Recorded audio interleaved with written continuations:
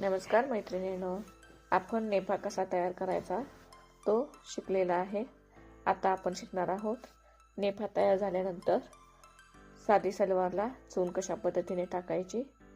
चून अशा पद्धतीने टाकायची की 1 इंच नेफा सोडायचा, त्याच्या पुढे 5 ते 5.5 इंच पर्यंत छोट्या छोट्या चून्स टाकून घ्यायच्या। त्याच्यानंतर फक्त बॅक साइडला ज्यावेळी जॉइंट येतो बॅक साइडचा तिथे 2-3 चुन्या टाकून घ्यायच्या।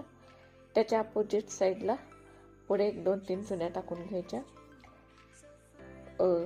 नेफ्याच्या दुसऱ्या जॉइंटला, आणि त्याच्यानंतर त्याच्या अपोजिट साइडला 5 ते 5.5 इंचाच्या चुन्या टाकून घ्यायच्या आणि त्यावर दाबटीप टाकून घ्यायचा।